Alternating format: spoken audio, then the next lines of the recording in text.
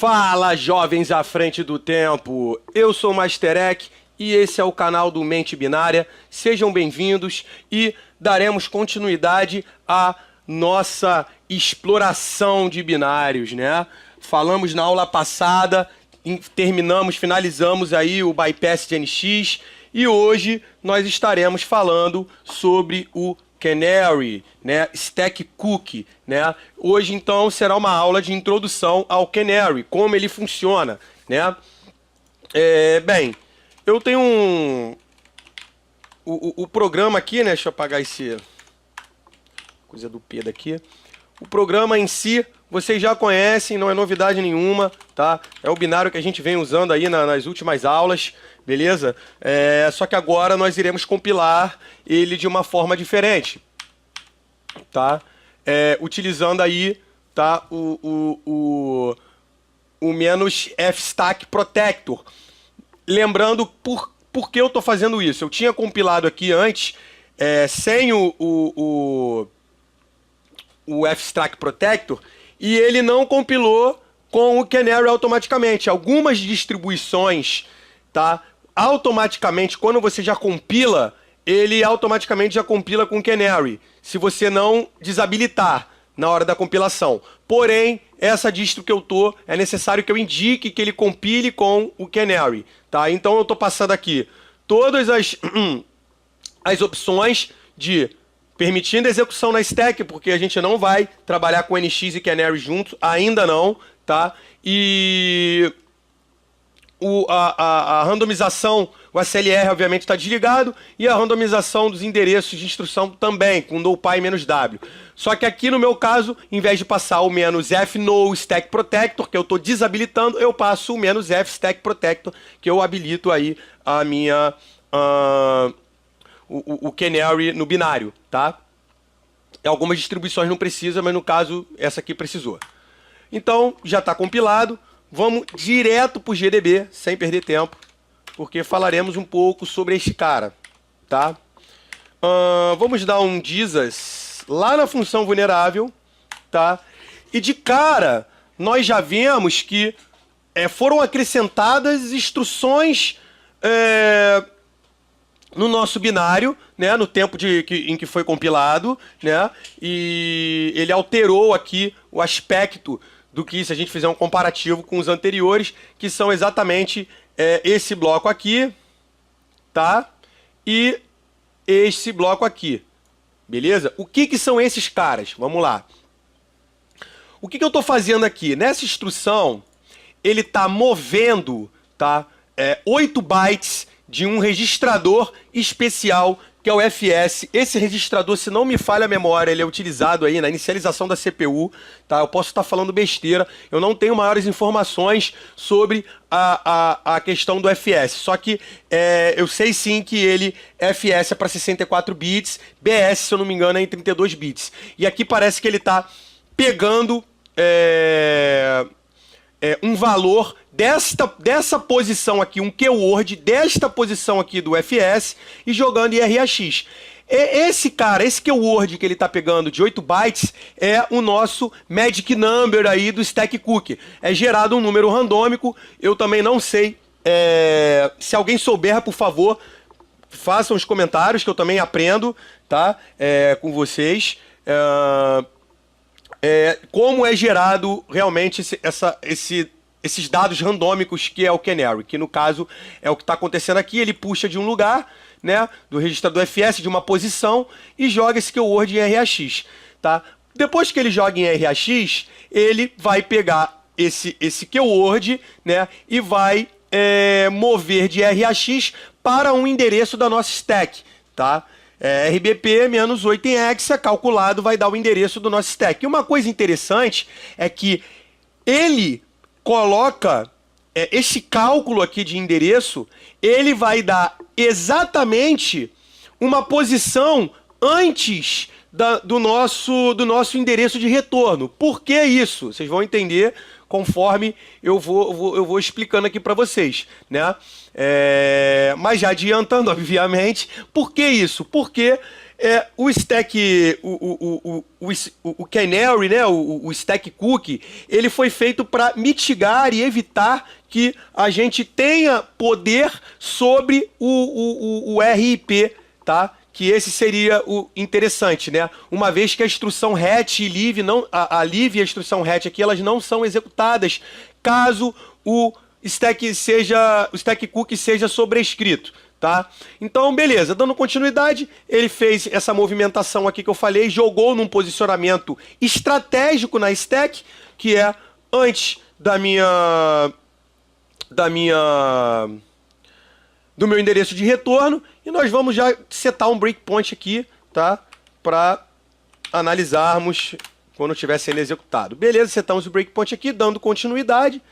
Nós vemos que já aqui no final, tá, das nossas instruções, o que ele está fazendo aqui? Ele está pegando aquele valor que foi armazenado na stack em RBP-8, tá, um keyword, tá, e está jogando para RAX, e depois ele compara para ver se o valor que estava na stack ainda se manteve o mesmo, não foi sobrescrito por conta de um overflow. Então, o que acontece aqui nesta instrução? Ele faz uma operação de bitwise, um XOR, né, um OR exclusivo, aqui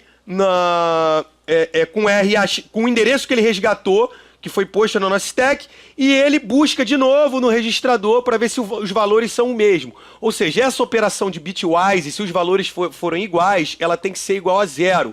Ela sendo igual a 0, é que os valores são os mesmos, tá? Caso não, algo foi modificado no nosso stack cookie. Beleza? E é o que acontece aqui. Se foi modificado, o que acontece? Ele tem uma condição. Jump equal, ou seja, se for igual, quer dizer, se for igual, ele vai pular para onde? Para 40584. Quem é 40584? É a minha instrução leave e posteriormente ele vai executar a hatch, e esse é o caminho feliz do programa. Ele executou normalmente porque ele não, eu estou dando o caminho feliz, onde não foi comprometido, o stack cookie não foi sobrescrito. Nenhum byte dele foi sobrescrito, tá? Então o que acontece? Ele veio para cá, saiu, executou a leave, executou a hatch. Beleza. Só que o que acontece? Se eu sobrescrevo um byte que seja do meu stack cookie, o que acontece? Ele vai chegar aqui, vai fazer esse XOR, os valores, isso não vai dar 0, e se não for igual, tá? Ele não vai atender essa condição de pular para esse endereço aqui, e ele vai executar essa call aqui, tá? Que é stack chk feio. Dentro desse cara, se a gente for analisar, tá? Com mais calma, na verdade, ele em algum momento aqui, tá? Na verdade, ele está pegando o endereço ele está pegando algum endereço aqui, algum valor aqui, somando ao registrador RIP, tá? Depois ele coloca um 0 na stack e depois faz um jump para 400440. 400-440, não tá nem aqui, na verdade, no disassembly das instruções codadas pela gente, né? Isso aí a gente vai analisar com mais calma, eu vou deixar para falar um pouco melhor na próxima aula, que eu tenho que ir também acompanhando aqui, e eu quero que isso seja só apenas uma introdução. Então isso aqui no momento vamos deixar para lá, mas na verdade, coloquem na cabeça de vocês que ele simplesmente vai entrar vai fazer uma call aqui nessa função, e essa função, na verdade, ela tá na PLT. Então, na verdade, ela vai ser resolvida em tempo de execução, né? Então, não tem como a gente fazer o disassembly dela todo agora. Então, o que acontece? Mas, posteriormente, chegaremos lá. Mas o que acontece? Gravem que quando ele entra nessa função aqui, ele vai fazer com que o programa saia abruptamente, né? Joga uma mensagem na tela lá de Smash, Smash Stack Detected, e ele sai abruptamente do programa, fazendo com que não seja executado ali via hatch, ou seja, ele sai dessa rotina aqui, tá? Ele saindo dessa rotina, provavelmente ele deve destruir até o stack frame da onde estavam sobrescritos, onde foi sobrescrito, né, os dados que eu quis, né, ali explorando a falha de buffer overflow. Então, se provavelmente esse cara que destrói um stack frame, eu provavelmente, se ele faz isso, eu não consigo chamá-lo, né? Ou seja, os dados que estão naquele stack frame são perdidos, né? Então, assim, analisaremos com mais calma a função, tá? Na próxima aula, mas agora vamos se atentar somente a isso, né? Se ele não for 0, ele vai cair nessa instrução, porque o stack cookie foi modificado, e essa instrução vai dar uma call nessa função, essa função vai fazer com que não execute o leave nem o hatch da nossa função VUM. Com isso, a gente não tem o controle sobre o RIP, beleza? Simplesmente, se executarmos o programa aqui fora, né? Vamos passar aqui uma sequência de hash, são 80 bytes aí o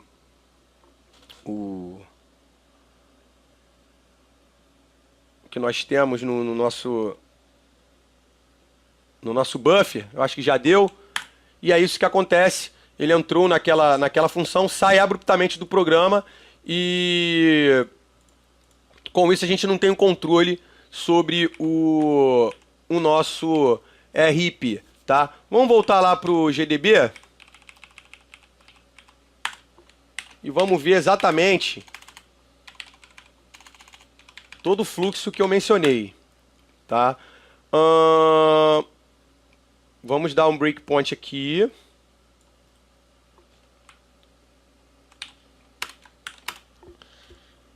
Beleza, e vamos dar um breakpoint aqui na verificação, tá? Vamos executar o programa normalmente, tá? Executei. Nesse momento, ele está passando para o RAX, tá? Um keyword, ou seja, 8 bytes de um dado randômico que é gerado nesse registrador nessa posição. Então, se a gente for olhar agora em RAX, isso aqui é o nosso stack cookie, tá? Composto de 8 bytes. O porquê eles sempre são gerados com esses zeros aqui, eu vou explicar para vocês também mais adiante, a fim de curiosidade, né? Vamos lá. E partindo desse princípio, agora ele vai jogar para nossa stack nessa posição estratégica que eu falei. Já está lá. Se observarmos a stack agora,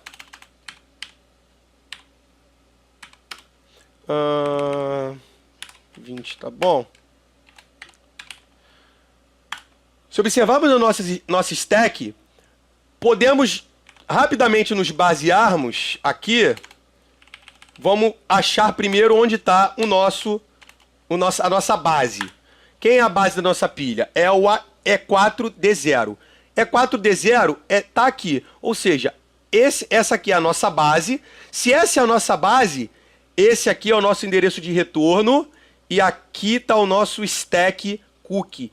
Estrategicamente, ele é colocado, né, antes de atingir o nosso endereço de retorno. Ou seja, consequentemente, um buffer overflow que vai sobrescrevendo tudo isso aqui, ele sobrescreve o nosso stack cookie e acontece lá o que eu falei. E com isso ele não sobrescreve o endereço de retorno. Tá? Na verdade, desculpa, ele sobrescreve o endereço de retorno sim, só que na hora da verificação, tá? Você não executa a instrução hatch e a gente não consegue ter o controle do RP por conta disso. Então lembre, o stack canary ele não evita que seja sobrescrito. É sobrescrito sim. Tanto que se nós tivermos uma variável em algum lugar aqui antes do stack cookie, a gente provavelmente consegue sobrescrever ela. Vale um teste para a gente fazer, tá? Sobrescrever uma variável qualquer que esteja aqui, porque eu não vou estar comprometendo o stack cookie, né? Então, nós já achamos, né? Simplesmente mapeando aqui, né? Base da pilha, né? Isso aqui é o stack frame, né? A base da pilha é essa, o stack frame da nossa pilha vai até aqui, né? Ou seja, isso aqui é a nossa função, tá? São todos os dados que foram empurrados na pilha referente a esse stack frame dessa função, tá? E, obviamente, se eu tenho base aqui, isso aqui é o endereço de retorno e isso aqui é o stack canary, né? Vamos bater se realmente é isso? Vamos bater sem problema nenhum. A gente pode ver que o 40058F tem a call para VUM e aqui 40058F é o nosso endereço de retorno que foi empurrado para stack. Beleza? Então, seguindo o fluxo do programa agora, nós paramos aqui, tá? Beleza. Vamos dar um continue. Tá? Aqui eu vou entrar com os dados. Entrei. Ele vai fazer a verificação agora. Tá? Viu que não foi, tá tudo ok, o programa sai normalmente e executa o caminho feliz, tá? Agora vamos sobrescrever o nosso stack cookie e o endereço de retorno também, tá? Mas antes, eu vou dar um disasvum aqui para vocês verem, logo após a gets, né? Para vocês observarem que ele sobrescreve sim, só que ele não passa na verificação. Tá? Então, vamos lá. Tá. Botei logo 300, tá ok. Beleza. Vai fazer a movimentação que eu falei. Jogou lá para RAX. Vamos acompanhar. O stack canary é esse aqui, tá? Stack cookie, quer dizer. Então, vamos dar continuidade. Ele parou logo após da gets, ou seja, ele já fez a cópia para o buffer da entrada de stdin, tá? Ele já fez a cópia para o buffer, e se analisarmos a pilha agora, vocês poderão ver que realmente ele sobrescreveu tudo. Ou seja, aqui já foi stack canary, já foi tudo. Ou seja, está sobrescrito, né? Quando ele chegar lá no XOR, ele vai buscar, né? Na verdade, ele buscou e jogou para RAX quem estava em RBP-8. Se a gente vier aqui e ver quem está em RBP-8, são os bytes de A que nós jogamos. E, obviamente, ele bota isso no registrador RAX novamente para poder comparar com o registrador especial na mesma posição da onde ele pegou esse magic number. Quando ele for ver, não vai atender, né? Jump is not taken. Ele vai entrar lá no nosso stack fail. Beleza? É basicamente isso, galera. É mais ou menos assim que funciona o canary. Mais ou menos não, é assim que funciona o canary, tá? E hoje foi uma aula de introdução, tá? Vão imaginando aí o que dá para fazer. Dá para fazer brute force? Dá. Até em arquitetura de 64? Dá. Isso aí a gente vai levando, porque essa aula vai ser bem bacana, que eu vou fazer tanto a demonstração de brute force quanto a de leak, de estar linkando o stack cookie, né? E a gente está sobrescrevendo com o mesmo valor idêntico, ou seja, sobrescrevo com o mesmo valor que ele era, né? Na verificação vai passar, né? Ou seja, é basicamente isso. Então, mas a questão do leak, né? Do stack canary depende da condição de vulnerabilidade que tiver esse binário. Se ele tiver a vulnerabilidade que permita em que eu consiga linkar esse endereço, tá?